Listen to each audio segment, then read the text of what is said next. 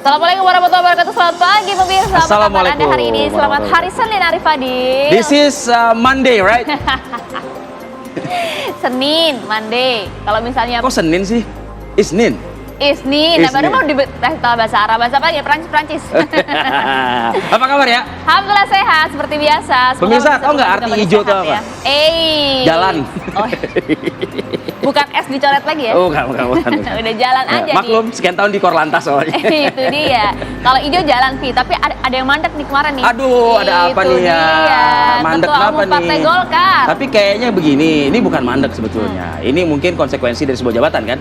Kan namanya kan ketua umum, ya pasti kan ada ininya lah ya, ada semacam kayak naik turun gitu ya, pasang surut. Nah, gitu. Nanti kita baca tuh apa dibalik mundurnya Kita nanti Erlangga Hartarto konfirmasi. itu, Kita ya kan konfirmasi lah, jangan menduga-duga ya. Oke, nanti kita akan bahas pemirsa. Tapi sebelumnya kami hadirkan terlebih dahulu beberapa informasi menarik untuk Anda dari berbagai daerah di Indonesia. Salah satunya ini dari Kecamatan Banjar, Kabupaten Pandeglang, Banten. Ada sebuah rumah di Desa Bandung pemirsa yang kemudian tiba-tiba ambruk. Alhamdulillah jujur. Kondisi ini diperparah pada saat hujan deras yang menerjang. Kondisi rumah tersebut ambruk dan yang Anda lihat saat ini adalah video amatir yang memperlihatkan sebuah rumah milik Cucun Sunayah, wanita berusia 52 tahun, warga Kampung Cileksa, Kabupaten Pandeglang ini ambruk usai diterjang hujan deras pada Minggu dini hari. Beruntung pemirsa pada saat kejadian Cucun ini sedang mengungsi ke rumah saudaranya karena kondisi rumahnya yang memang sudah tidak layak huni. Kepala desa setempat pemirsa kemudian menyebutkan bahwa rumah tersebut memang sudah sering diajukan kepada Pemda Pandeglang untuk diperbaiki. Namun hingga rumah tersebut ambruk pun bantuan tak kunjung datang.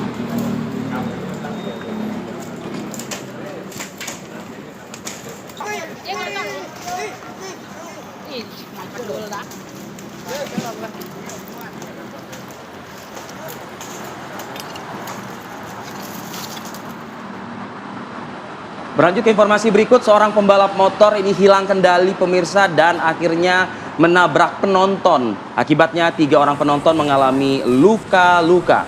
Insiden ini terjadi saat lomba balapan motor di Deli Serdang, Sumatera Utara. Dan detik-detik yang Anda lihat saat ini di layar kaca menggambarkan salah satu pembalap ya hilang kendali dan kemudian menabrak pembatas atau barikade arena sirkuit hingga terpental dan menimpa penonton. Kejadian terjadi dalam kejuaraan HIPMI Sumut Cup di Kecamatan Lubuk Pakam, Deli Serdang, Sumatera Utara. Konstruksi sirkuit yang non-permanen hanya memakai jalan seputaran alun-alun Pemkab Deli Serdang. Diduga menjadi pemicu kecelakaan. Diketahui ada 3 orang penonton yang mengalami luka-luka dan langsung dilarikan ke rumah sakit terdekat.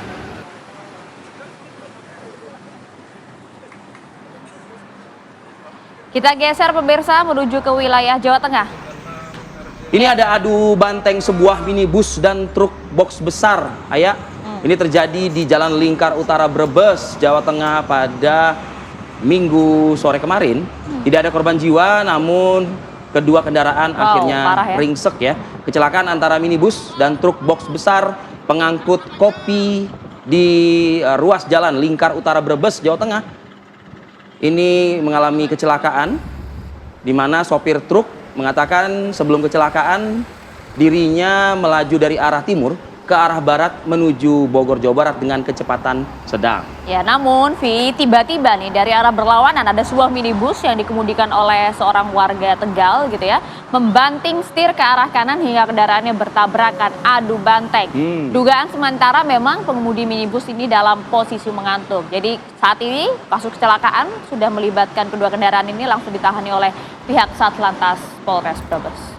Karena mobilnya ringsek sekali nih ya, tentu dalam kecepatan yang nggak sedang lagi nih kayaknya, Vi. Menghantam truk wajar ya, kayak bentuknya kayak gini ya.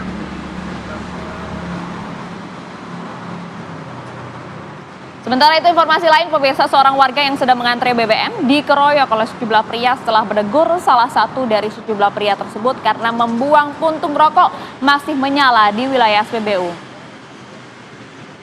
Menurut korban, sebenarnya kejadian ini berawal dari dirinya dan juga petugas SPBU yang menegur seorang di dalam sebuah mobil yang membuang puntung rokok saat membeli bahan bakar di SPBU. Ini antara nggak tahu atau pura-pura nggak tahu ini ya. Kan kalau nggak salah sudah ada rambunya ya di situ ya. dilarang pakai handphone, dilarang merokok juga kan begitu itu ya. dia. Lalu karena ditegur inilah ya, dari rekaman CCTV yang kita lihat bersama ini, terlihat sejumlah pria tak dikenal turun dari mobil dan langsung melakukan pemukulan terhadap korban. Petugas SPBU dan warga lain yang berada di lokasi sempat mencoba melerai para pelaku. Namun para pelaku terus mengejar dan memukuli korban hingga akhirnya korban berhasil melarikan diri. Korban diketahui mengalami sejumlah luka di wajah dan di bagian kepala. Korban akhirnya melaporkan peristiwa ini kepada pihak berwajib dan berharap para pelaku segera ditangkap aparat kepolisian. Menghimbau boleh, tapi tidak dengan kekerasan. Itu dia. Tapi juga rambu-rambu tolong juga dipatuhi dan diperhatikan. Pemirsa, pria pelaku bakar diri bersama kekasihnya di Medan, Sumatera Utara ini akhirnya meregang nyawa saat menjalani perawatan di rumah sakit. Sementara sang kekasih masih menjalani perawatan secara intensif. Ya, karena kalau kita lihat ya pemirsa ya, Muhammad Reza ini adalah pria pelaku bakar diri bersama dengan kekasihnya di Jalan Asoka, Kelurahan Asam Kumbang, Medan, Sumatera Utara. Akhirnya diketahui mengempuskan nafas terakhir saat menjalani perawatan intensif di rumah sakit. Reza dan kekasihnya mengalami luka bakar bahkan hingga mencapai 90%. Suci, sang kekasih saat ini juga masih menjalani perawatan intensif di rumah sakit. Sejoli Reza dan kekasihnya Suci ini diketahui melakukan aksi bakar diri di rumah kos pada Rabu lalu. Hingga saat ini yang ingin diketahui adalah apa motif dibalik pasangan kekasih ini kemudian melakukan bakar diri di tempat kos.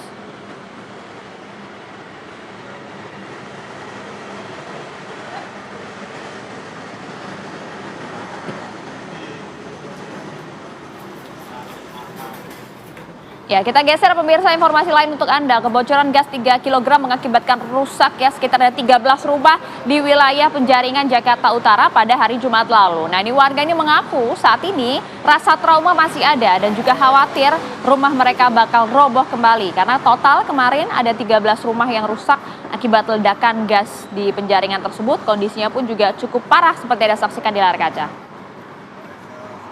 Tempat tinggal ini tidak bisa ditempati untuk sementara waktu karena memang rawan roboh akibat atap rusak dan tembok rumah yang nyaris roboh. Sementara itu 3 korban luka dilarikan ke rumah sakit saat kejadian. Namun 2 orang korban sudah menjalani rawat jalan pemirsa. Sedangkan 1 korban lainnya harus mendapatkan perawatan dengan lebih intensif lagi di rumah sakit Tarakan karena mengalami luka bakar 45%. Garis polisi masih terpasang di rumah berlantai 2 yang berada di kawasan Penjaringan, Jakarta Utara. Selain rumah, ada juga 12 rumah warga lainnya yang berdekatan juga turut mengalami kerusakan parah akibat ledakan. Dan warga secara swadaya tengah berupaya memperbaiki rumah yang terdampak dari ledakan tersebut.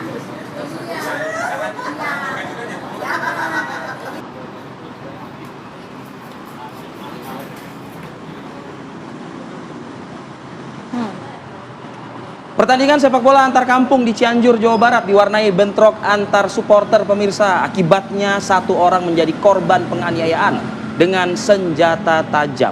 Bentrokan dipicu kekecewaan supporter saat mengetahui tim kesayangannya kalah bertanding.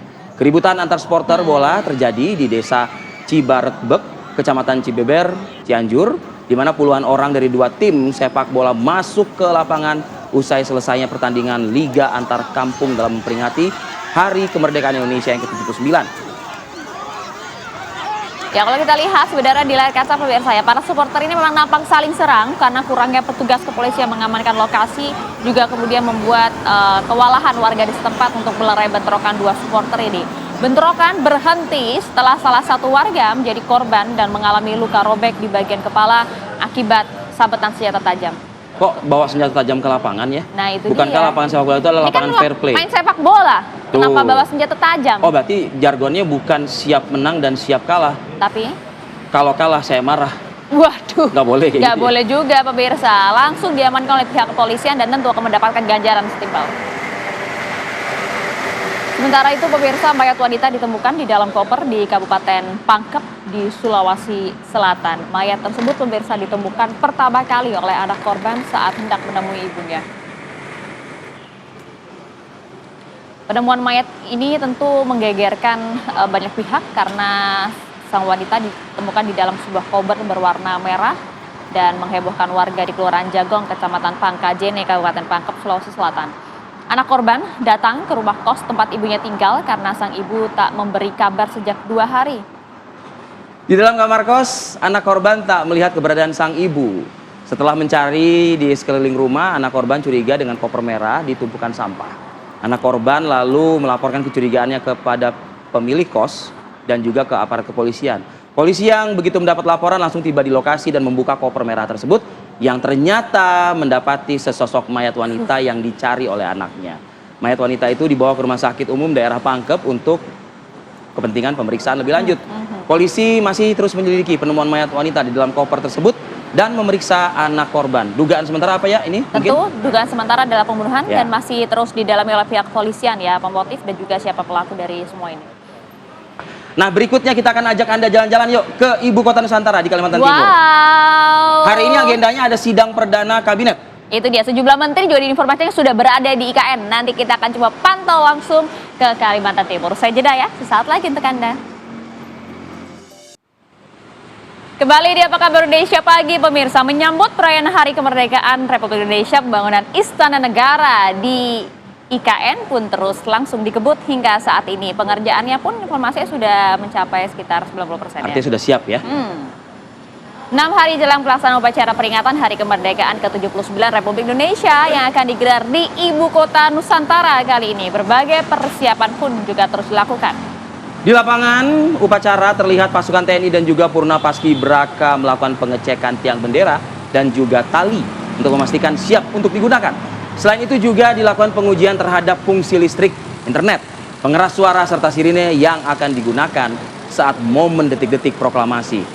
Dengan melakukan berbagai pengecekan dan pengujian di lapangan, perayaan HUT ke-79 Republik Indonesia di Ibu Kota Nusantara dipastikan siap dilaksanakan. Wow. Ya, ini jadi Sejarah nih ya, Via? sejarah pertama.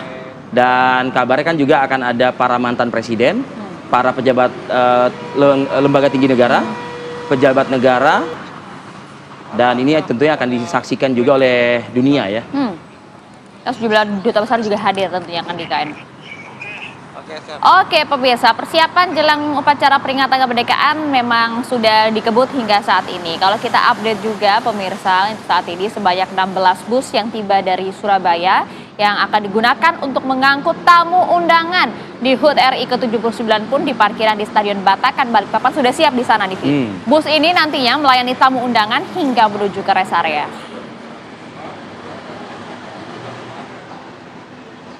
Bus yang berkapasitas 40 kursi ini masih terlihat terparkir dan juga terlihat bus masih dilakukan pemasangan stiker. Bus ini pemirsa nantinya yang akan membawa para tamu undangan untuk perayaan HUT RI ke-79 di Ibu Kota Nusantara. Bus akan melakukan perjalanan dari Balikpapan menuju rest area di kawasan Sepaku Penajam Pasar Utara. Bus yang didatangkan dari Surabaya, Jawa Timur dipastikan sudah melakukan uji kelayakan jalan. Informasi yang didapat di lapangan, kloter kedua bus ini akan tiba lagi sekitar tanggal 14 Agustus, lusa berarti ya. Ini total bus yang akan digunakan sebanyak 95 bus. Ya, jadi dibagi dua tuh, dibagi dua kloter. Udah datang kemarin, nanti besok lusa datang lagi Gitu ya? sisanya sekitar 50-an ya.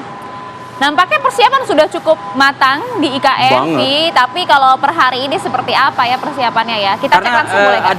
Ada banyak agenda ya, terlepas dari persiapan HUT sendiri, internet, air, dan listrik itu terus dioptimalkan. Ada juga kegiatan dari kabinet juga yang akan melakukan sidang perdana di IKN. Haidar Faisal sudah siap dengan laporannya, silakan. Ya baik, Arif Fadil, Maria Segaf dan juga pemirsa, betul sekali bahwa pada hari ini dalam sejarah pemerintahan Presiden Joko Widodo dan juga Kabinet Indonesia Maju untuk pertama kalinya akan diselenggarakan rapat sidang Kabinet Paripurna yang akan diselenggarakan di Ibu Kota Nusantara. Yang mana informasi yang dapat kami sampaikan bahwa untuk rapat sidang Kabinet sendiri akan berlangsung pada pukul 9.30 waktu Indonesia Barat nanti. Dan menurut Menteri Sekretaris Negara Pratikno menyampaikan bahwa untuk pembahasan yang dibahas dalam sidang kabinet nantinya memang untuk rinciannya belum ada, namun ia menyampaikan bahwa akan membahas hal-hal umum seperti misalnya akan melakukan evaluasi terhadap kinerja Kabinet Indonesia Maju sepanjang tahun ini, dan juga nanti akan ada pembahasan terkait dengan transisi pemerintahan antara Presiden Joko Widodo ke Presiden terpilih Prabowo Subianto. Dan memang disampaikan juga bahwa dalam rapat sidang kabinet ini semua menteri diundang dan juga diharapkan bisa hadir dalam sidang kabinetnya. Dan juga saya dapat informasikan Arif Fadil dan juga Maria Segaf terkait dengan para menteri, memang kami pantau bahwa sejak kemarin malam ini para menteri sudah hadir ke ibu kota Nusantara, dan juga saat ini, dan juga maksud kami tadi malam pun sudah melakukan gala dinner bersama dengan Presiden Joko Widodo, di mana gala dinner dilakukan di Plaza Seremoni Sumbu Kebangsaan pada pukul 8 malam tadi. Dan saat ini bisa pemirsa lihat di layar kaca bahwa sebelum melaksanakan sidang kabinet paripurna, para menteri sudah berkumpul di Embung A, tidak berada jauh begitu dari Istana Garuda tempat rapat sidang kabinet paripurna akan diselenggarakan. Dan para menteri di sini tengah sarapan bersama. Kami bisa gambarkan bahwa suasananya berlangsung cukup cair dan juga menyenangkan begitu. Kita bisa lihat bahwa masing-masing menteri sudah hadir. Ada Budi Gunadi, Menteri Kesehatan, kita lihat juga ada Sri Mulyani, Menteri Keuangan, lalu juga ada Erlangga Hartarto selaku Menteri Koordinator Ekonomi, dan juga saat ini kita lihat juga ada Menteri PUPR yakni adalah Basuki Hadimulyono yang juga berlaku sebagai pelaksana tugas Kepala Otorita IKN. Dan tentunya Arif Fadil dan juga Maria Segaf nanti kami akan terus mengabarkan terkait dengan sidang kabinet, karena sidang kabinetnya sendiri baru berlangsung pukul 9.30 waktu Indonesia Barat. Untuk sementara demikian, Arif Fadil dan juga Maria Segaf kembali ke studio. Ya, seperti yang kita lihat di layar kaca ya, Haidar Faisal, para jajaran kabinet juga sudah bersedia pagi-pagi. Di sana mungkin sudah pukul 7:55 ya, hampir jam 8 pagi, tapi sepertinya semangat untuk mengikuti sidang perdana kabinet di IKN. Dan sudah lengkap nampaknya Pak, para menteri sudah hadir di sana ya. Nanti kita lanjut lagi sama Haidar Faisal, dan juga kita akan dengarkan laporan dari Zainuddin Duhan nih, juga di IKN. Sesaat lagi pemirsa, jam berjak di tempat Anda, kami akan kembali.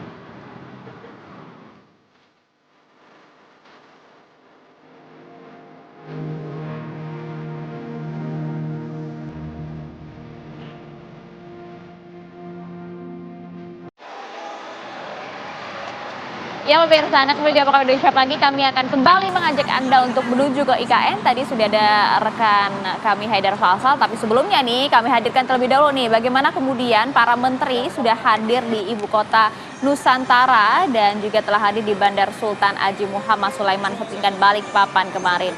Rencana para menteri ini akan menghadiri rapat kabinet paripurna perdana ya di ibu kota Nusantara hari ini. Tampak tadi ada Menteri Luar Negeri Retno Marsudi, ada Menteri Perhubungan Budi Karya Sumadi, dan Menteri Agama ya Yakut Khalil Qomas yang sudah tiba di Bandara Sepinggan Balikpapan, yang kemudian langsung bergerak menuju ke ibu kota Nusantara untuk mengikuti agenda sidang perdana paripurna di ibu kota Nusantara. Dan tadi malam sempat juga makan bersama ya, kabarnya di Sumbu di kawasan IKN.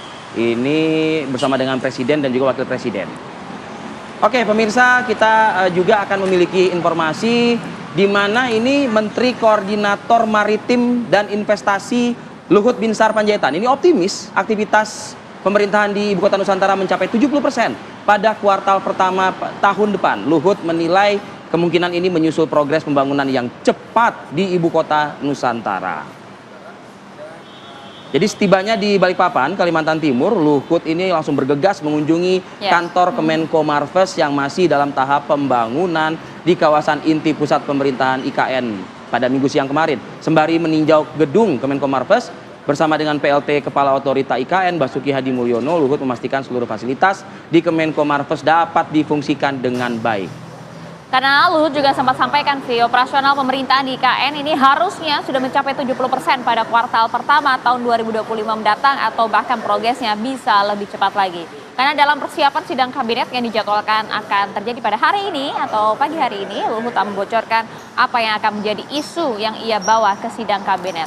Namun, ia beranggapan bahwa IKN yang terus berprogres tak perlu dibahas isu-isu miringnya. Luhut menjadi salah satu menteri yang telah tiba di IKN menjelang sidang kabinet yang berlangsung pada hari ini.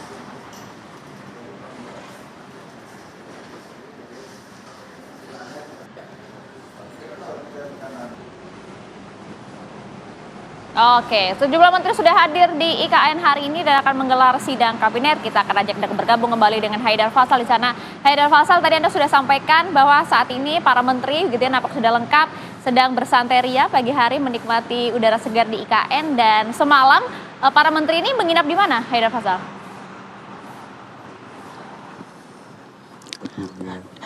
Ya, baik. Arif Fadil dan juga Maria Segaf, memang betul sekali bahwa para menteri ini sudah hadir di Ibu Kota Nusantara ini untuk menghadiri dan juga melakukan rapat sidang kabinet paripurna di Ibu Kota Nusantara, tepatnya di Istana Garuda sejak malam tadi. Dan para menteri malam tadi juga langsung melakukan gala dinner bersama dengan Presiden Joko Widodo di tempat ini juga, tepatnya di Plaza Seremoni Sumbu Kebangsaan pada pukul 8 malam tadi. Seluruh menteri mayoritas hadir pada malam tersebut dan mereka juga bermalam di Ibu Kota Nusantara ini, tepatnya di Hotel Nusantara. Jadi semua menteri memang diinapkan di sana karena menurut sesuai dengan apa yang dikatakan oleh Menteri Pekerjaan Umum dan Perumahan Rakyat yang juga merangkap sebagai pelaksana tugas Kepala Otorita IKN, mengatakan bahwa akomodasi untuk di Ibu Kota Nusantara, tepatnya di Hotel Nusantara ini sudah lengkap. Selain akomodasi juga sarana dan prasarana untuk di Ibu Kota Nusantara secara keseluruhan dan juga untuk persiapan sidang kabinet juga sudah sepenuhnya selesai begitu, seperti fasilitas dasar seperti air, listrik dan juga internet.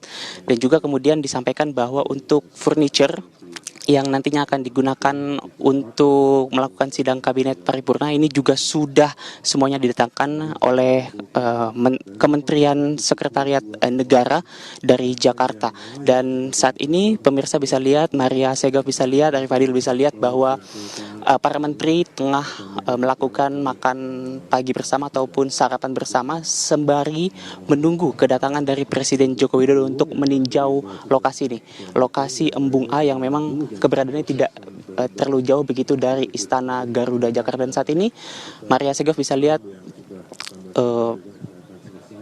Pak Basuki Hadimulyono tengah menyampaikan sepatah dua patah kata terhadap awak media. Tadi juga selain Pak Basuki juga ada sejumlah menteri lainnya yang juga menyampaikan pernyataannya kepada awak media begitu.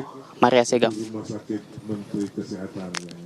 Ya, ini artinya sedang menunggu juga kedatangan dari Presiden Republik Indonesia Joko Widodo di Sumbu Kebangsaan ini, Haidar, atau seperti apa?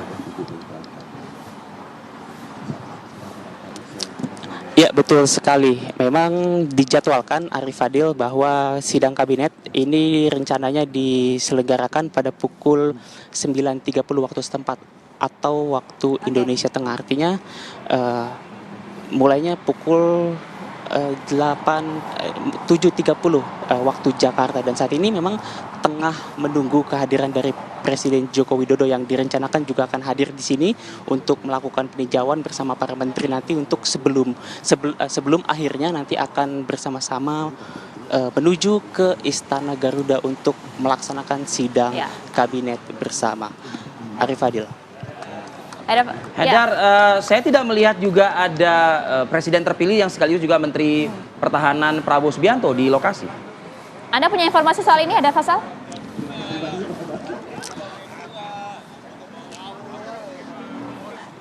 Ya, Arif Fadil dan juga Maria Segaf, memang betul sekali. Saya juga saat ini belum melihat adanya presiden terpilih yang juga Menteri Pertahanan, yakni adalah Prabowo Subianto. Namun kami dapat pastikan bahwa Prabowo Subianto nanti akan hadir karena juga untuk dari stafnya ini sudah hadir ke sini, staf dari Kementerian Pertahanan, dan juga semalam juga bisa dilihat bahwa Prabowo Subianto hadir dalam acara gala dinner bersama di Sumbu Kebangsaan. Dan informasi terbaru yang dapat kami sampaikan, Arif Fadil dan juga Maria Segaf, bahwa Presiden Joko Widodo ini sudah memasuki area tempat kami mengabarkan saat ini. Sepertinya sesaat lagi Presiden Joko Widodo akan hadir di lokasi ini dan juga menemui para menteri di Embung A ini. Kita lihat apakah nanti Presiden Joko Widodo juga akan bersama dengan Prabowo Subianto. Sepertinya tidak. Ya, silakan Arif Fadil. Ini kita sedang menunggu kedatangan dari Presiden Joko Widodo. Presiden Joko Widodo telah hadir di tempat ini. Baik, terima kasih laporan Anda, Haidar Faisal. Kami coba sambil akan kita melihat gambarnya ya. Ya, sambil kita melihat gambar, kita akan juga melihat aktivitas dari Presiden Republik Indonesia. Ini sudah tiba ya. Joko Widodo yang sudah tiba di Sumbu Kebangsaan atau di Plaza IKN lah, bisa dikatakan seperti itu. Yang akan nanti rencananya sebelum memulai sidang perdana paripurna kabinet akan mengajak para menteri ini berkeliling terlebih dahulu begitu. Oke, sambil kita melihat gambar ini, kita juga akan memantau juga di sudut lainnya di IKN nih ada Zainuddin Duhan yang juga akan mengabarkan terkait dengan aktivitas yang akan berlangsung pada hari ini. Silakan Duhan informasinya. Fadil, Maria, dan juga pemirsa, benar sekali saya berada di sudut lain di IKN. Ini tepatnya berada di belakang dari Istana Garuda yang berada di Ibu Kota Nusantara, yang saat ini memang persiapan masih terus dilakukan jelang sidang perdana. Ini sidang kabinet perdana yang digelar di IKN, yang mana saat ini baik dari presiden maupun wakil presiden disertai dengan para menteri ini sudah berada di titik lain ya, tepatnya berada di Embung ini untuk melakukan tinjauan sebelum nantinya akan melaksanakan sidang di Istana Garuda. Tadi kami juga sempat memantau ke bagian dalam, memang ini untuk ruangan sidang sendiri ini sudah rampung atau sudah siap digunakan oleh para menteri dan juga presiden maupun wakil presiden yang nantinya akan memimpin langsung jalannya persidangan. Selain itu juga keamanan berlapis juga ini dari sejak kami datang ini sudah mulai ditetapkan. Tadi saat rombongan dari media dari wakil presiden yang mana saya turut serta di dalamnya, ini sudah melalui beberapa pos cek ini untuk masuk, akhirnya bisa mencapai tepat di belakang dari gedung Istana Garuda yang berada di IKN. Nah, selain itu juga nantinya terlepas dari sidang kabinet perdana yang digelar di Istana Garuda, nantinya agenda akan dilanjutkan dengan beberapa ground breaking. Memang tidak hanya satu, namun agenda ground breaking yang tadi nanti akan kami pantau, ini adalah ground breaking untuk Istana Wakil Presiden yang tepatnya ini berada di Sumbu sebelah timur di kawasan inti pusat pemerintahan Ibu Kota Nusantara, yang letaknya kurang lebih tidak terlalu jauh dari titik tempat saya berdiri sekarang. Ini jaraknya mungkin hanya sekitar 3 hingga 4 kilo. Tadi juga sudah terlihat memang nantinya berbeda dengan Istana Garuda ini yang berada di dataran yang sedikit lebih datar. Untuk Istana Wakil Presiden sendiri tadi kami pantau tempatnya ini lebih berbukit dan nantinya direncanakan juga bukitnya tidak akan dilepas. Nah, nanti untuk desain istananya sendiri ini akan mengikuti kontur bukit yang mana akan mengusung tema Huma Bentang Umay atau artinya rumah panjang ibu dalam bahasa Dayak, yang nantinya juga ini akan memiliki desain yang performatif dan juga regeneratif, yang nantinya pun nampaknya dari segi desain yang juga memang sudah kami lihat ini akan sangat berbeda dengan Istana Garuda yang berada di belakang saya. Nah, untuk persiapan lainnya sendiri ini ada persiapan untuk 17 Agustus yang nantinya upacara 17 Agustus yang dipimpin oleh Presiden Republik Indonesia Joko Widodo ini akan digelar di Istana Garuda, tepatnya di bagian depan. Tadi juga kami sempat memantau memang proses finishing masih terus dilakukan di bagian depan, termasuk juga pemeriksaan tiang-tiang bendera oleh purnawirawan Paskibraka ini untuk guna memastikan nantinya tidak ada hambatan-hambatan kecil dari tali yang digunakan, baik dari tiang dan juga bendera-bendera yang nantinya akan digunakan pada proses upacara 17 Agustus yang nantinya akan digelar di Istana Garuda IKN. Saat lagi memang kami juga akan masuk ke dalam ini untuk menunggu di ruang sidang yang pada hari ini akan digunakan oleh Presiden, Wakil Presiden, dan juga Menteri selepas dari agenda tinjauan di Embung yang juga letaknya tidak jauh dari sini. Untuk sementara itu informasi yang dapat kami sampaikan dari balik studio. Iya, Duhan, tadi Anda sudah sampaikan bagaimana progres pembangunan kantor Wakil Presiden di IKN ya. Apakah untuk hari ini juga ada agenda untuk peninjauan langsung ke sana yang akan dilakukan oleh mungkin Presiden, Wapres, dan juga sejumlah menteri? Ya, Maria dan juga pemirsa, untuk ke pembangunan Istana Wakil Presiden, tepatnya nanti pada pukul 10.45 waktu Indonesia bagian tengah, ini nantinya akan dikunjungi langsung oleh Wakil Presiden Republik Indonesia, Kiai Haji Ma'ruf Amin, sekaligus groundbreaking atau peletakan batu pertama. Namun memang direncanakan tidak disertai langsung oleh Presiden Joko Widodo karena menurut jadwalnya ini pada pukul 10.45 sidang kabinet masih terus berlanjut. Jadi sehingga Kiai Haji Ma'ruf Amin ini hanya mengikuti pembukaan dari sidang kabinet lalu dilanjut dengan groundbreaking yang berada di Istana Wakil Presiden dan didampingi juga oleh beberapa penanggung jawab terkait dari otorita IKN yang nantinya akan membangun Istana Wakil Presiden. Nah, sekaligus juga nanti di sana Wakil Presiden akan melihat seperti apa kontur dari tempat yang nantinya akan digunakan sebagai Istana Wakil Presiden, sekaligus juga meletakkan batu pertama dan memberikan kesan-pesannya untuk groundbreaking dan juga kunjungan pertamanya yang baru kali ini Wakil Presiden Republik Indonesia datang ke Ibu Kota Nusantara. Maria. Iya, Duhan, dan nampaknya hari ini cuaca mendukung ya di sana? Betul sekali Maria dan juga pemirsa, memang ini cukup berbeda dengan Balikpapan karena memang rombongan dari media baik dari Wakil Presiden maupun media yang ikut dengan Presiden Joko Widodo ini kita semua stay di Balikpapan, di beberapa hotel yang berada di Balikpapan. Ini cuacanya cukup berbeda jika di Balikpapan memang mayoritas mendung dan kadang juga turun hujan dalam beberapa hari terakhir. Namun di sini tepatnya di IKN di kawasan sekitar Istana ini cuaca memang cukup panas, namun pada pagi hari ini masih berawan, Maria dan juga pemirsa. Nah, menurut informasinya memang semakin siang ini semakin panas dan juga sudah tidak turun hujan dalam beberapa hari terakhir. Tentunya ini juga menjadi salah satu hal yang positif, mengingat juga beberapa hari lagi kita akan menggelar upacara 17 Agustus berada di IKN, sehingga nantinya diharapkan saat upacara juga cuaca dapat terus bertahan seperti ini di sekitar Istana Garuda agar nantinya upacara berjalan dengan lancar tanpa ada gangguan dari hujan. Maria. Baik, Duhan, kita masih akan memantau lagi dan mendengarkan laporan langsung Anda, termasuk juga Haidar Faisal yang berada di dua sudut ya, di Istana Garuda, IKN pada pagi hari ini, pemirsa. Namun kita akan jeda dulu sejenak, menunggu kedatangan dari Presiden Republik Indonesia di Apa Kabar Indonesia Pagi sesaat lagi.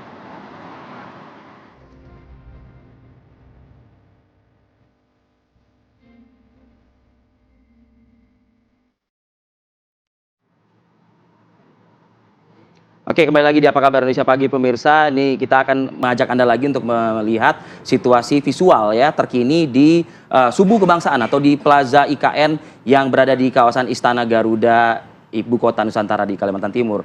Kita saat ini melihat Kapolri Jenderal Listio Sigit Prabowo tengah juga berbicara. Kita simak bersama apa yang sedang disampaikan oleh Kapolri berikut ini. Kita siapkan, sudah kita rekrut dan kita siap melaksanakan pengamanan, menggeser personel yang harus disiapkan di sini sesuai dengan tahapan yang sudah ditentukan. Terima kasih. Terima kasih Pak Kapolri. Kami laporkan juga bahwa yang kita bangun tidak hanya KIPP ini. Kita kalau Ibu Bapak dari Balikpapan itu ada Sepaku. Dulu memang sepi tapi sekarang sudah sangat padat dan merapat di jalan. Kita akan menata Sepaku dimulai dengan konsultasi publik. Jadi dibalik, bukan didesain dulu kemudian didesain publik, tapi konsultasi publik dulu dan 5 kali diskusi dengan masyarakat. Mereka sangat menunggu dan sangat setuju untuk ditata Sepaku. Jadi sekarang kami sudah dalam taraf desain perencanaan untuk menata Kecamatan Sepaku. Okay? Jadi termasuk juga renovasi sekolah, renovasi puskesmas yang ada di Sepaku. Terima kasih Bapak sekalian atas diskusi kita. Kurang lebihnya saya mohon maaf. Wabillahi taufiq wal hidayah. Wassalamualaikum warahmatullahi wabarakatuh.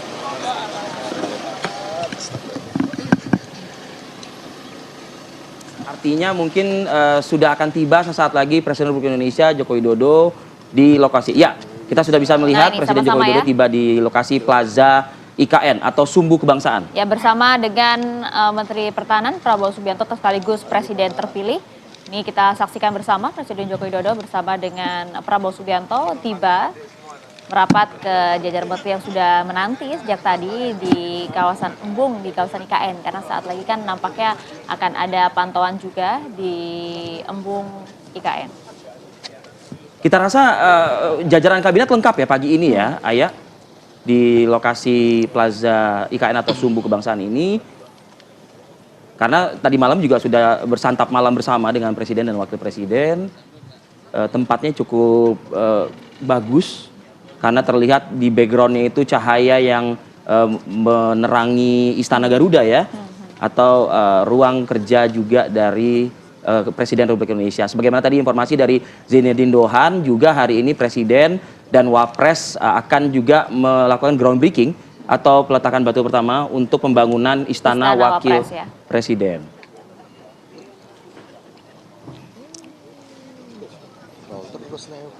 Ya, kita bisa mendengar suara Faisal. Faisal mungkin bisa membantu kita ya untuk menceritakan apa yang saat ini sedang berlangsung di Plaza IKN atau Sumbu Kebangsaan. Faisal, bisa Anda mengabarkan atau melaporkan saat ini?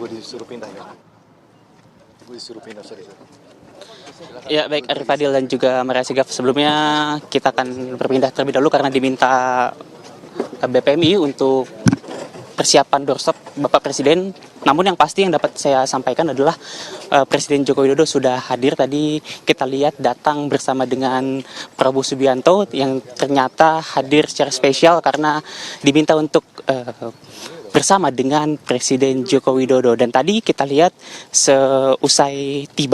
selepas tiba, Presiden Joko Widodo langsung bercengkrama bersama dengan menteri-menteri yang sudah menunggu kedatangan dari beliau. Dan sesaat lagi mungkin pemirsa akan saksikan doorstop yang akan dilakukan oleh Presiden Joko Widodo yang nantinya juga akan meninjau lokasi ini, Embung A, yang tidak berada jauh di dekat Istana Garuda. Dan setelah itu sama-sama akan melanjutkan perjalanan ke Istana Garuda untuk melaksanakan sidang kabinet paripurna. Begitu. Ya, nampaknya saat lagi kita akan coba dengarkan bagaimana konferensi pers yang akan digelar oleh Presiden Joko Widodo terkait dengan sidang kabinet yang akan terjadi ini kali pertama di Tanah Kalimantan, di IKN, dan juga terkait dengan progres pembangunan dan juga persiapan jelang upacara peringatan kemerdekaan Republik Indonesia di IKN tahun ini. Kalau kemarin kita sempat melihat ya, Faisal, spill sedikit foto ataupun juga pada saat Presiden Joko Widodo ini meninjau ruang rapat paripurna perdana ya di IKN. Itu kita melihat ada kursi-kursi yang dijejerkan ya di situ. Tentu berbeda dengan sidang paripurna kabinet di Jakarta yang ada meja dan juga mikrofon juga begitu. Faisal, mungkin Anda sudah melihat ya secara langsung ke dalam. Seperti apa nanti ya ruang rapat kabinetnya yang ada di Istana Garuda ini?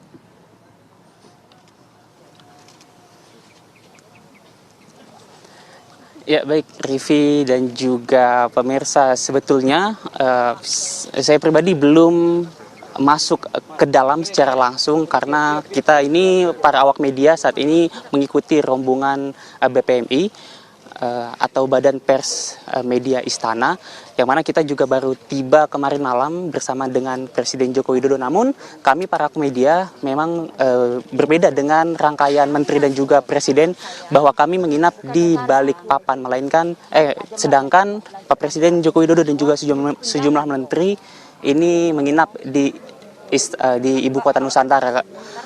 Khususnya untuk para menteri kebanyakan menginap di Hotel Nusantara. Namun betul sekali bahwa memang jalannya persidangan nanti akan berbeda. Namun yang dapat saya pastikan bahwa untuk sarana prasarana dan juga furniture untuk jalannya sidang kabinet ini dipastikan oleh Basuki Hadi Mulyono selaku Menteri PUPR dan juga PLT ataupun pelaksana tugas Kepala Otorita IKN, bahwa semuanya sudah siap dan sudah siap melaksanakan sidang kabinet paripurna pertama di Ibu Kota Nusantara, di mana semua furniturnya juga sebenarnya didatangkan langsung dari Jakarta begitu. Jadi sepertinya tidak berbeda jauh dengan furniture yang ada di Istana Negara.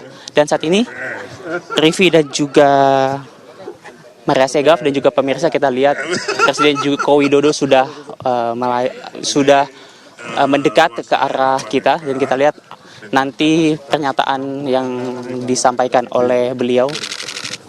Bisa kita lihat Presiden Joko Widodo setengah meninjau Embung A bersama dengan didampingi juga dengan Wakil Presiden Kiai Haji Ma'ruf Amin, yang juga di belakangnya seluruh jajaran Menteri Kabinet Indonesia Maju juga mengikuti beliau.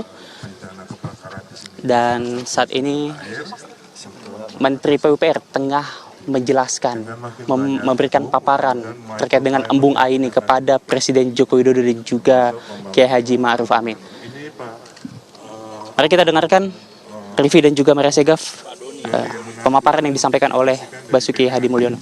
48.000 tanaman dari Cibubur dan dari Ambon. Pohon. Free of charge semuanya.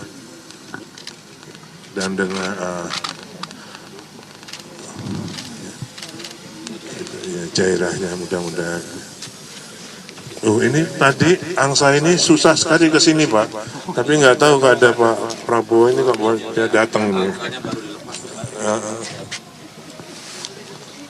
Nah, mulai ke sini. Ya. Angsa itu, Pak.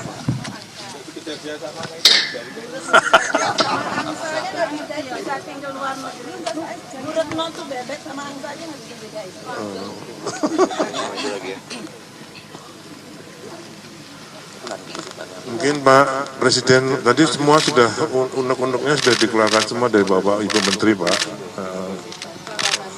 Bahwasanya memang IKN ini harus dilanjutkan. Itu.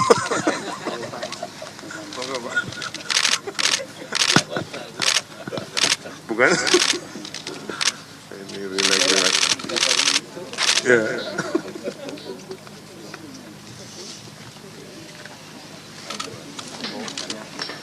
Ini kita sudah tabur ikan gabus dan ikan nila.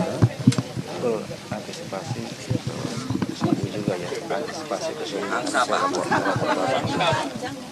Layarnya panjang dan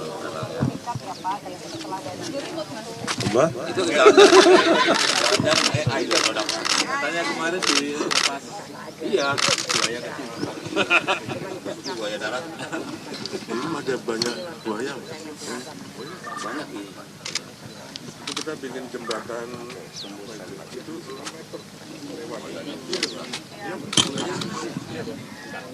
Krokodil. jembatan darat. Pulau Alligator. Bukan buaya darat, Bu. Bukan. Jembatan Buaya Pulau darat hanya Balang. Jakarta. Balang itu yang Sungai banyak dari sungai. di Pulau Balang. Kalau di itu sana kan sungai sama laut nyampur. Udah arah teluk. apa namanya, Pak? Udah. Please, Pak. Udah. Ya, Bapak bicara udara bagus aja, Pak. 6 tadi, Pak. 6 ini. Betul. Air Udara bagus. quality index ya. 30, 40. Air Bagus quality dari index. semua tadi kota-kota mana yang disebut sama Pak Budi tadi? Paris, Austria. Kalau ini Singapura berapa Singapura? 53. Dia udah kotor ya. Paris. Kemarin 30 tadi. Oslo yang paling bagus 22. Di sini 6. Jadi udara Pak Wapres ke sini nanti wah tidak awet muda, Pak. Jadi 100 tahun. 100 tahun. Iya. Katanya minimal 125. Minimal 125.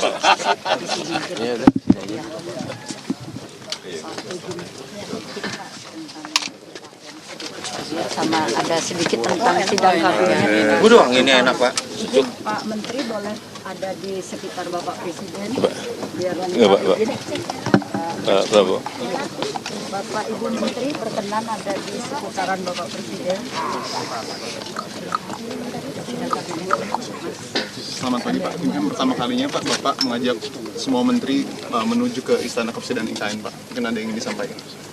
Yang pertama, saya ingin Pak Wapres, Pak Prabowo, dan semua menteri merasakan betapa bersihnya udara di pagi hari di IKN. Dan tadi kita cek untuk air quality index-nya 6. Ada maksimal itu 50. Di ibu kota negara lain, misalnya di Singapura berapa Pak? 50. 53. Yang dekat aja. Artinya di sini memang udaranya sangat segar, fresh, dan bersih. Dan itu bagus untuk kesehatan, untuk usia. Dibandingkan dengan Jakarta juga jauh lebih baik berarti Pak? Soal persiapan nanti. Jakarta 100 berapa? Kotor Pak. 150. Sidang kabinet paripurna perdana Pak, mungkin ada tema khusus yang mungkin akan dibahas di dalam sidang nanti Pak? Ya, yang pertama kita akan menjelaskan kembali mengenai IKN. Yang kedua, yang berkaitan dengan PMI, Purchasing Manager Index. Yang ketiga, masalah lain-lain yang memang untuk keberlanjutan ini apa, transisi ini apa yang harus disiapkan oleh semua kementerian. Itu aja, kira-kira. Setelah itu kegiatan hari ini mungkin Pak, ada lagi selain sidang? Ya, ada groundbreaking beberapa dari investor, termasuk juga Istana Wapres, akan di groundbreaking oleh Pak Wapres. Ya. Kemarin malam juga sempat makan malam ya Pak ya, bersama dengan Menteri? Ya. Tadi malam. Pak, mungkin terkait ada pesan untuk investor Pak dengan acara hari ini. Pesan untuk investor Pak. Pemerintah sudah memulai di kawasan inti untuk pemerintahan di sini. Ini menunjukkan kuatnya keinginan kita untuk menyelesaikan fisiknya yang berkaitan baik dengan Istana Presiden, Wakil Presiden, kemudian Kemenko, kemudian kementerian. Yang kita harapkan itu akan mendorong investor sebanyak-banyaknya untuk masuk ke investasi di IKN. Karena investasi di IKN ini adalah investasi masa depan, bukan sekarang. Ya. Dan tolong juga ditanyakan ke Presiden terpilih. Kepres pemindahan ibu kotanya bagaimana Pak? Kepres pemindahan ibu kotanya. Kepres pemindahan ibu kota. Nanti kita lihat. Karena itu menyangkut bukan administrasi saja, bukan masalah kepresnya atau perpresnya, tetapi proses di lapangan juga harus kita lihat. Kesiapan di lapangan harus siap. Kesiapan perpindahan ini, pindah rumah aja kan kita itu, waduh ribetnya. Ini pindah ibu kota gitu loh, jadi jangan menggampangkan. Ya. Pak Prabowo izin Pak sebagai Presiden terpilih, Bapak sendiri komitmen untuk kemudian melanjutkan pembangunan IKN seperti apa ke depan Pak? Saya kira sudah berkali-kali ya saya sampaikan bahwa saya bertekad untuk melanjutkan, kalau bisa menyelesaikan. Ya, Pak Jokowi saya kira sudah mengambil peran sejarah, beliau yang inisiasi. Saya minimal saya lanjutkan, kalau bisa saya ikut yang menyelesaikan. Walaupun kita sadar pembangunan ibu kota itu bukan pekerjaan yang sebentar, ya. Pekerjaan yang lama, yang berat, tapi saya percaya dalam 3, 4, 5 tahun fungsi daripada ibu kota ini sudah bisa berjalan. Ini saya bukan orang teknik, tapi saya empiris, saya juga orang lapangan, saya juga banyak membangun. Saya kira kalau kita lihat, kita optimis ya, dan nanti akan kelihatan betapa manfaat daripada pemindahan ini, walaupun nanti tentunya banyak yang masih kita harus kerjakan. Artinya selain nanti Bapak juga akan berkantor di IKN ya Pak? Namanya kalau ibu kota ya, presiden ada di ibu kota. Terima kasih. Terima kasih. Mundur.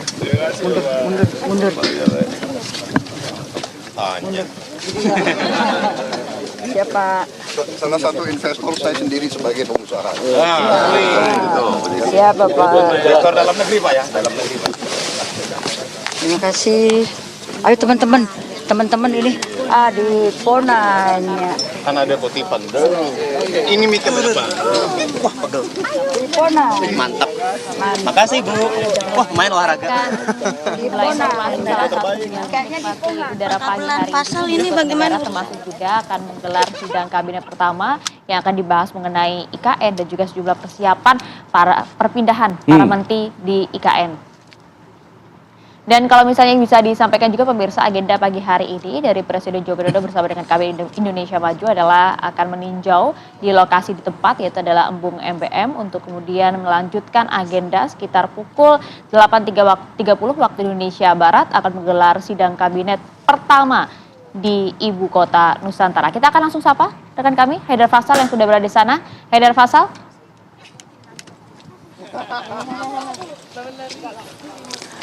Ya baik, Maria Segaf dan juga pemirsa tadi sama-sama kita saksikan bersama pernyataan dari Presiden Joko Widodo yang saat ini tengah menuju ke Istana Garuda.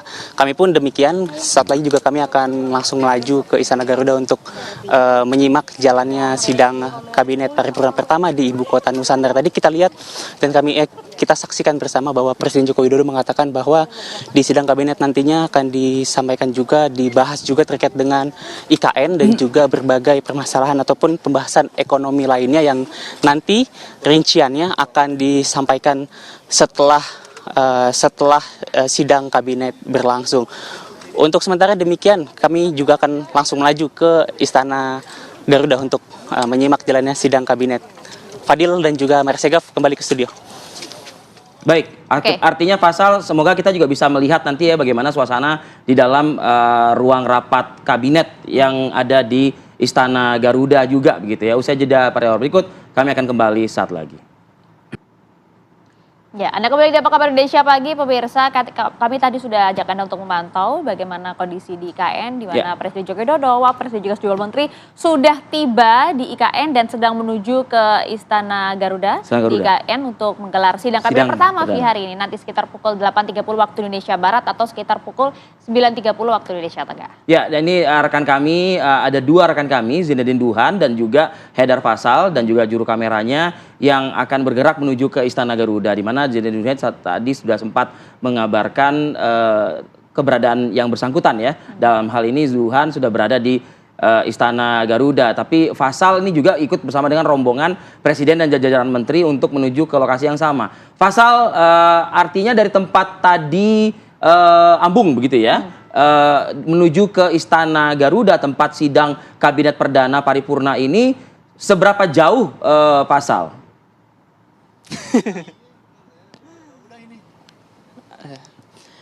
Ya, Rifadil dan juga pemirsa, untuk kilometernya saya belum bisa memastikan secara langsung, namun tadi mendapat informasi langsung dari BPMI, Badan Pers Media Istana, bahwa perjalanan kemungkinan akan memakan waktu sekitar 2 menit lamanya. Dan saat ini kami pun ikut ke dalam rombongan dari Presiden Joko Widodo beserta juga para menteri yang sama-sama bergerak menuju Istana Garuda, tempat dilangsungkannya sidang kabinet paripurna pertama di Ibu Kota Nusantara. Dan saat ini Arif Fadil dan juga Maria Segaf, bisa kita lihat mobil-mobil dari Presiden Joko Widodo maupun Wakil Presiden Kiai Haji Ma'ruf Amin dan juga sejumlah menteri sudah mulai bergerak.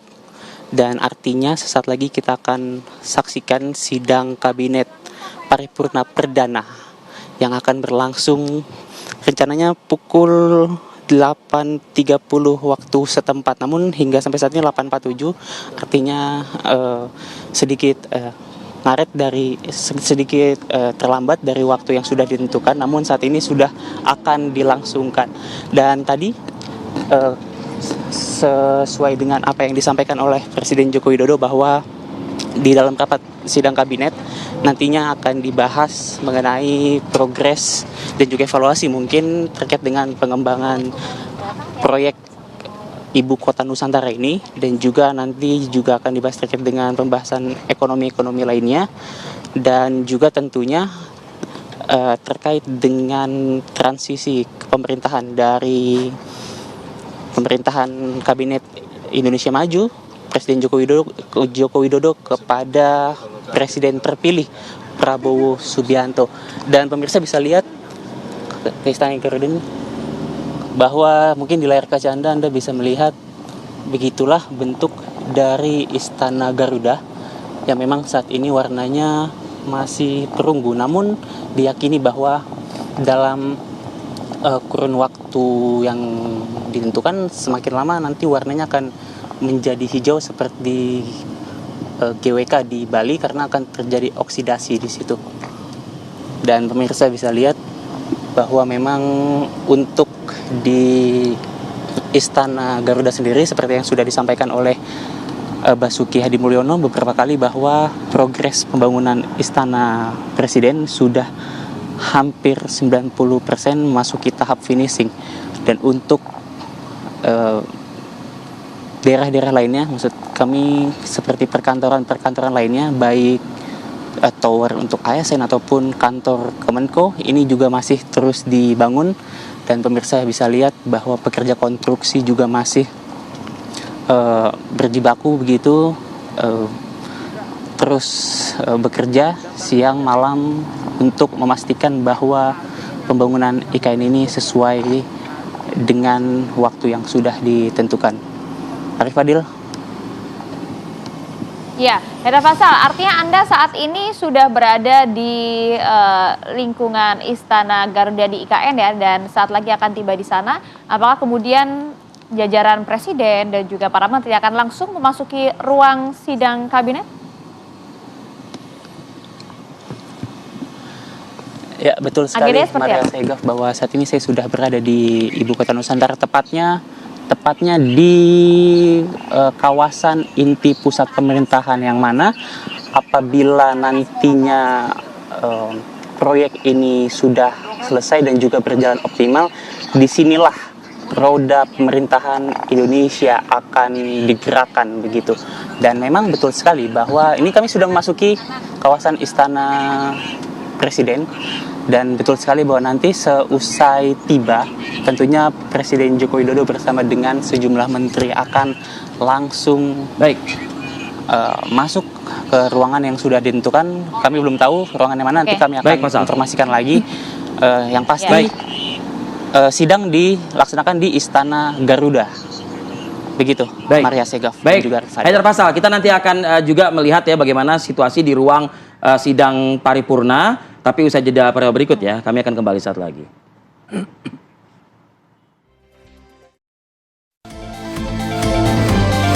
Akhirnya hari Rabu sore tanggal 31 Juli ya, saya berjumpa dengan Pak Presiden, dan dalam pertemuan itu saya sampaikan bahwa saya siap untuk berjuang bersama Pak MSI sebagaimana yang diputuskan di DPTP. Jawaban itu disambut baik oleh Pak Presiden. Disampaikan juga bahwa gini kira-kira, dengan adanya keputusan ini maka mesin partai bisa mulai bergerak. Jadi itu pembahasannya, sama sekali kita tidak membahas soal 40 hari dan lain-lain.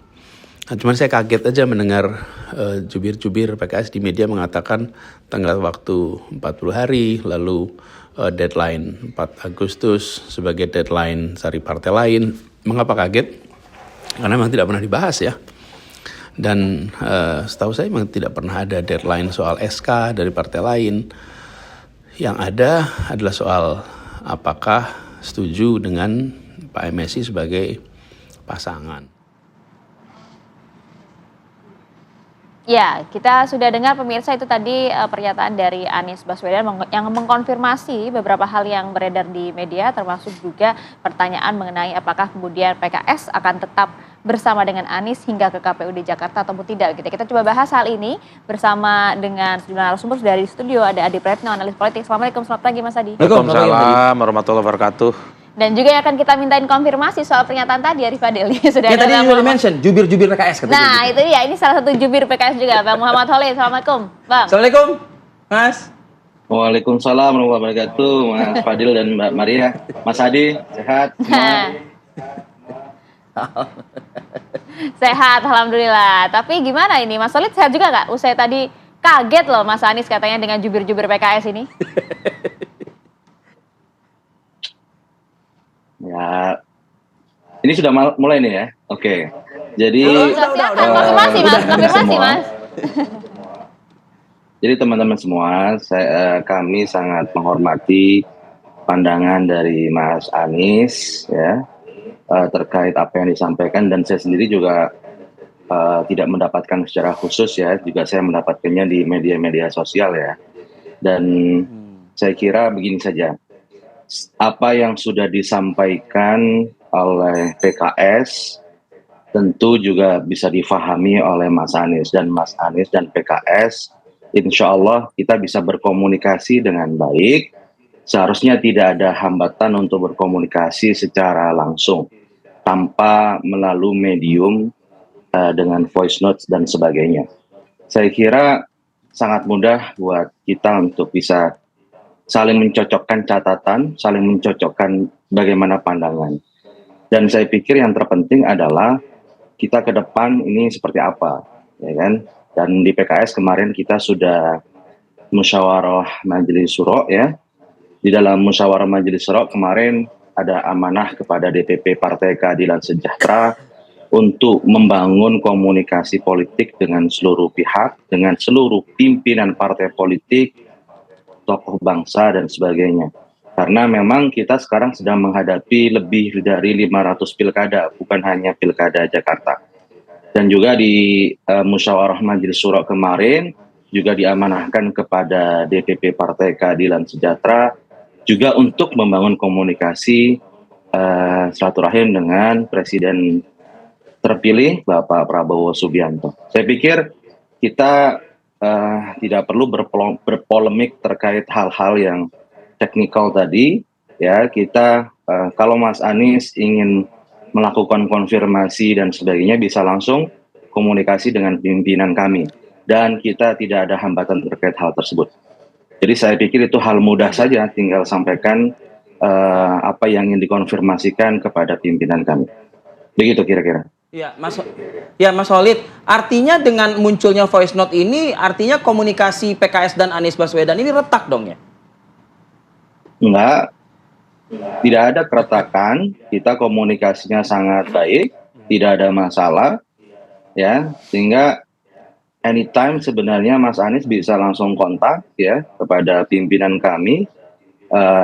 Tentu kita juga tidak memahami kenapa voice note itu tersebar. Oke, Mas Khalid, dan juga satu hal yang dipertanyakan juga oleh Mas Anies mengenai tenggat waktu 40 hari itu, mengapa kemudian yang disampaikan oleh PKS di beberapa kesempatan adalah karena Mas Anies tidak menyelesaikan tenggat waktu 40 hari, sedangkan Anies Baswedan sendiri dengan pernyataannya tadi tidak pernah mendengar hal itu, dibantah Mas. Konfirmasi seperti apa mengenai hal ini? Ya tinggal Mas Anies konfirmasi kepada pimpinan kami, kan antara pimpinan PKS dengan Mas Anies kan terjadi komunikasi dua arah, dan saya pikir tidak perlu juga disampaikan atau dengan metode yang seperti ini sehingga orang akan menangkap memang ada masalah sumbatan komunikasi antara PKS dengan Mas Anies. Saya kira tidak ada sumbatan komunikasi tersebut, dan pimpinan juga menyampaikannya juga secara transparan dan jelas juga kepada Mas Anies.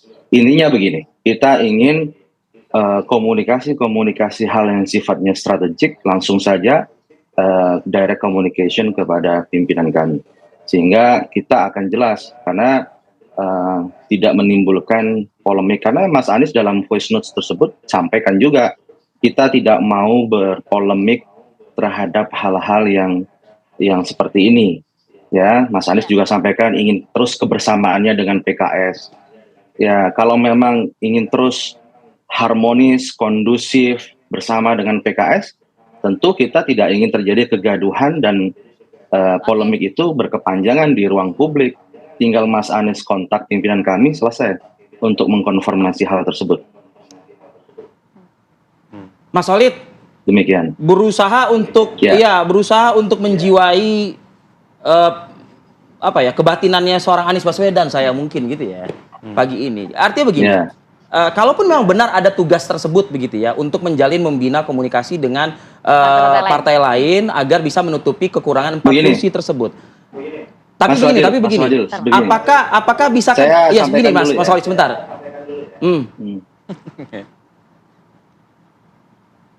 Jadi gini, silakan dalam proses pilkada ini, dalam proses pilkada ini saya akan berikan kerangkanya dulu. Dalam proses pilkada ini, seluruh kandidat, bahkan kader Partai Keadilan Sejahtera pun yang mau menjadi calon gubernur atau calon wakil gubernur atau bupati wali kota, jika suara PKS itu tidak memenuhi tiket, maka diwajibkan memenuhi tiket tersebut dengan partai lain. Itu hal yang aksiomatis sebenarnya. Bahwa kenapa? Kalau tidak, ya memang tidak bisa berlayar. Misalnya saya kasih contoh, Kang Pipin Sopian, juru bicara kita juga. Beliau kan maju di Pilkada Purwakarta. Beliau adalah kader terbaik PKS. Dan beliau adalah juru bicara juga Presiden PKS. Tapi walaupun beliau kader PKS, karena suara PKS di Purwakarta itu tidak cukup, beliau harus keliling ke seluruh partai untuk menggenapi hal tersebut. Itu hal yang imperatif, itu hal yang niscaya. Nah, maksud saya hal-hal semacam ini tidak perlu menjadi sebuah polemik, karena kita sama tahu saling memahami bahwa ini bukan hanya kewajiban partai politik. Misal ketika kita memberikan surat rekomendasi dengan 18 kursi, maka sisanya yuk kita cari bareng-bareng. Ini tanggung jawab PKS juga untuk membantu kandidat, tapi kandidat juga harus berusaha keras untuk memenuhi tiket tersebut. Saya pikir itu hal yang Mas Khalid, artinya mengenai hal tersebut sebenarnya disampaikan memang tidak secara tersurat, tapi tersirat diharapkan Anies Baswedan tahu begitu? Nah, saya tidak mau masuk terjun ke hal yang teknis apa yang dibicarakan, karena saya tidak ikut dalam sebuah pertemuan. Yang saya dengar, komunikasi berjalan dengan baik antara Mas Anies dengan pimpinan kami. Itu saja. Jadi tidak ada hambatan sedikit pun antara pimpinan PKS dengan Mas Anies. Dan kami berharap kegaduhan ini tidak terus berlangsung. Tinggal Mas Anies kontak saja pimpinan PKS untuk mengkonfirmasi hal tersebut. Oke, kita lanjutkan diskusi kita, dialog kita pagi ini, Mas Adi. Nanti kita akan coba konfirmasi juga, bukan konfirmasi sih, minta analisa dari Mas analisanya, Adi. cenayangnya nih. Ada apa sih? Kenapa bisa muncul voice note Anies Baswedan ini, begitu lah ya? Nah, itu dia. Saya jeda ya, saat lagi.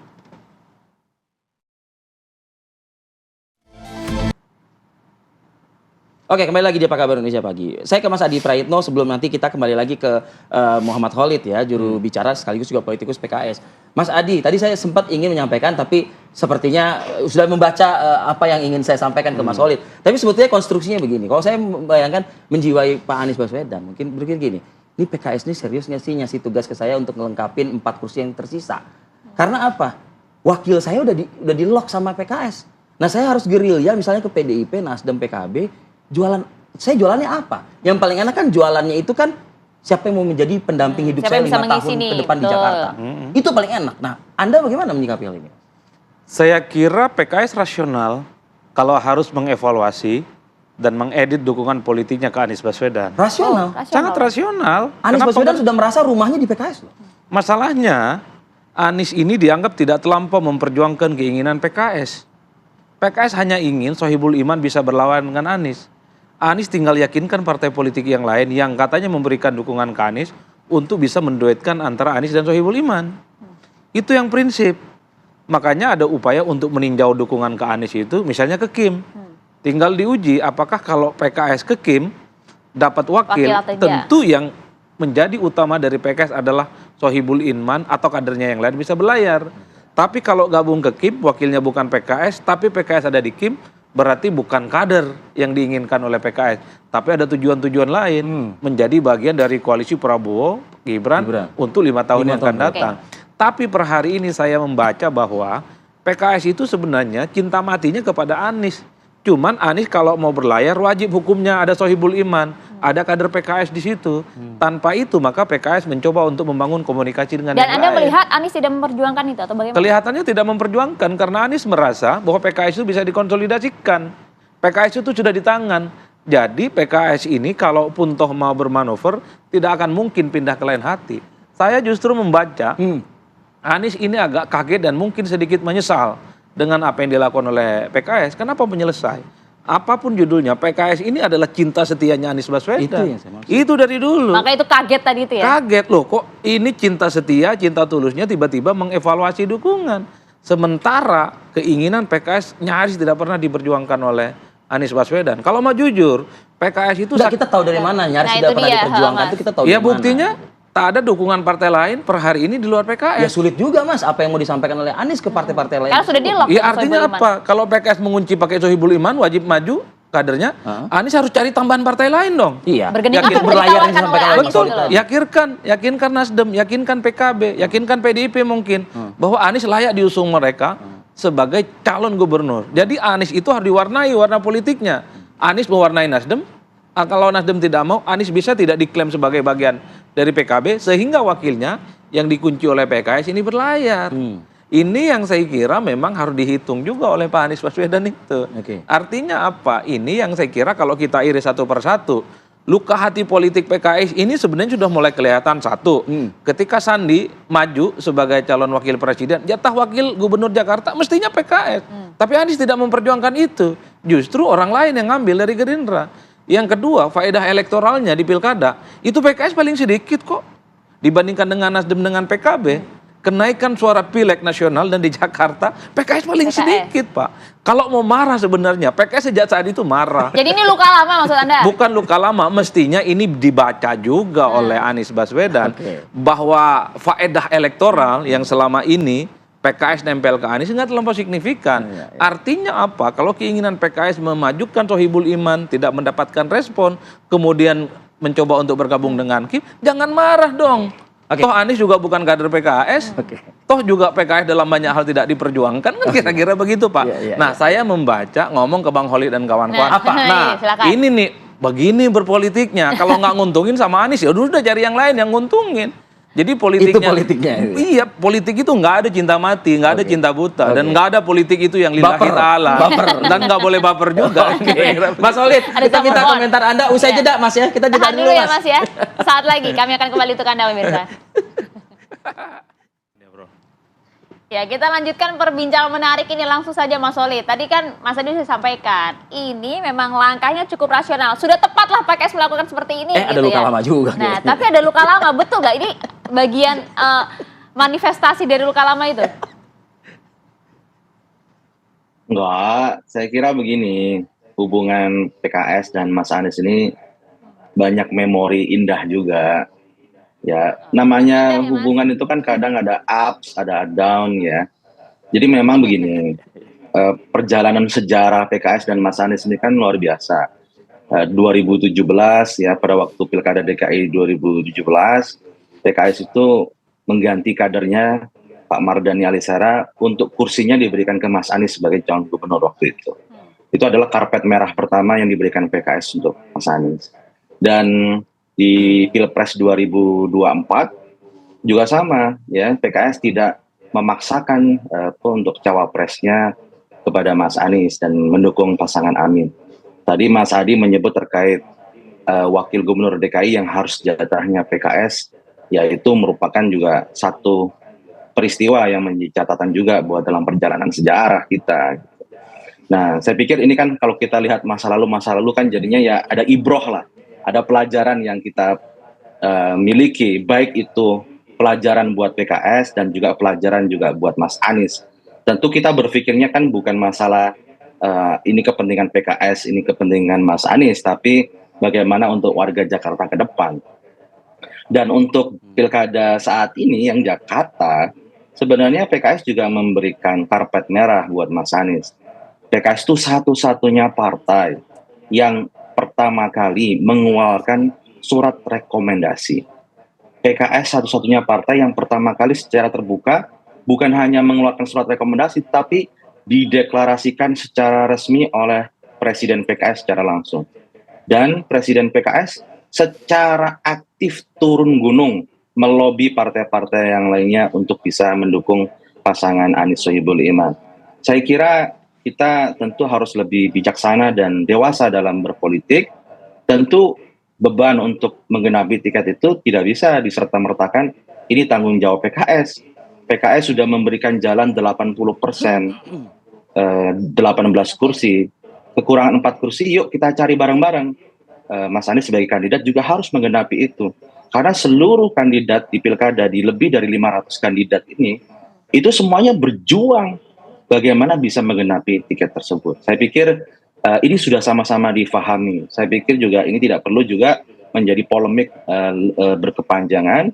Kita mencari way out, solusi yang terbaik lah buat warga Jakarta. Baik, Mas Solid, Mas Adi, kalau politisi memang gini, halus ngomongnya. Lah, ini kalau analis nih yang betul nggak Mas? Kalau kemudian dibaca dari pernyataan Mas Solid tadi, ya memang sudah berusaha cukup maksimal untuk Anies, memberikan berbagai karpet merah untuk Anies, tapi nyatanya memang Anies yang dinilai tidak bergerak dalam hal ini. Ya, saya kira memang selama ini PKS itu cukup identik dengan Anies Baswedan. Jadi 11-12. Anies ya PKS, PKS ya Anies. Jadi yang bisa mengkapitalisasi pesona Anies Baswedan saat itu adalah PKS memang. Itu nggak bisa dibantah. Tapi kan dalam sejarah perkembangannya PKS itu ketika menjadi bagian dari Anies tidak terlampau menguntungkan secara signifikan. Kita hitung soal wakil gubernur di Jakarta, kemudian soal bagaimana di Pileg, itu kan tidak terlampau memberikan barokah secara elektoral. Artinya apa? Uji loyalitas PKS kepada Anies itu terjadi dalam pilkada di 2024. Setelah Anies dinilai tidak terlampau menginginkan wakil PKS bersama di pilkada Jakarta, maka sangat rasional kalau kemudian PKS itu bergabung dengan Kim. Gitu. Anda melihat ini sudah semakin kuat tadi pernyataan Mas Solid? Ya jelas di situ kan sudah memberikan deadline kepada Anies untuk mencari tambahan partai. Kalau itu tidak terjadi maka kemudian akan menjadi partner yang lain. Ini yang saya sebut rasional. Selama ini kan yang dikritik dari PKS oleh kawan-kawan itu karena memang PKS ini sangat cinta buta sudah sama Anies Baswedan. Kemana Anies Baswedan disitulah PKS. Sekalipun PKS dirugikan disitulah PKS berlabuh. Ini yang kemudian dikritik, ini bukan partai politik. Ini adalah jalan menuju surga kalau begini ceritanya. Nah PKS ini sejak 2024 sudah mengkalkulasi bahwa politik itu untung dan rugi. Kalau Anies nggak nguntungin pindah dong ke tempat yang lain. Tapi kalau hitung-hitungan kursi juga kayaknya lebih banyak benefitnya ke bergabung dengan Kim ya daripada dengan Anies Baswedan. Betul, betul. PKS kuat di Jakarta itu bukan zamannya Anies. Waktu PKS justru bergabung dengan Prabowo lah suaranya signifikan. Signifikan kursinya itu. Di Jakarta ketika PKS di 2019 kita kan tahu dia 16. Ketika di 2024 cuma nambah 2, 18. Enggak untung-untung amat gitu. Mas Solid, singkat Mas Solid. Satu menit. Kapan kemudian akan mau mendeklarasikan gabung nih ke Kim? Ya, hasil musyawarah Majelis Syuro kemarin mengamanatkan untuk membangun komunikasi ke seluruh pihak, termasuk juga ke Koalisi Indonesia Maju. Saya pikir ini adalah tahapan masih awal untuk kita berbicara terkait keputusan. Ya, kita masih membuka opsi kedua untuk mendalami, mengeksplorasi, menjalin hubungan komunikasi yang baik. Mungkin itu saja. Oke, baik. Untuk saat ini itu saja dulu ya Mas Solid. Berarti nanti akan ada lagi Mas Solid kita pantau juga ya. Makasih banyak. Mas Muhammad Solid, terima kasih ya. Terima kasih Mas Solid. Mas Adi, terima kasih banyak. Terima kasih Mas Fadil, Mas Adi. Bang Holid merasa dibela hari ini. Oke, waalaikumsalam warahmatullahi wabarakatuh. Dan pemirsa jangan beranjak dulu dari tempat Anda karena perkembangan dari sidang perdana ya kabinet di paripurna akan hadir salah satu tema utamanya di program Kabar Utama Pagi sesaat lagi bersama rekan Vena Kintan. Ada informasi itu ya Vena nanti di Kabar Utama Pagi? Ya, betul sekali Arif Fadil, Maria Segaf dan juga pemirsa sidang kabinet paripurna perdana di Ibu Kota Nusantara, tepatnya di Istana Garuda ini akan digelar hari ini. Dan berbagai hal ini akan dibahas termasuk dengan progres pembangunan dan juga perpindahan Ibu Kota Nusantara. Di Kabar Utama Pagi selengkapnya, Arif Fadil, Maria Segaf. Oke, kalau gitu kita pamit dulu pemirsa. Terima kasih atas perhatian Anda. Sampai jumpa. Sampai jumpa.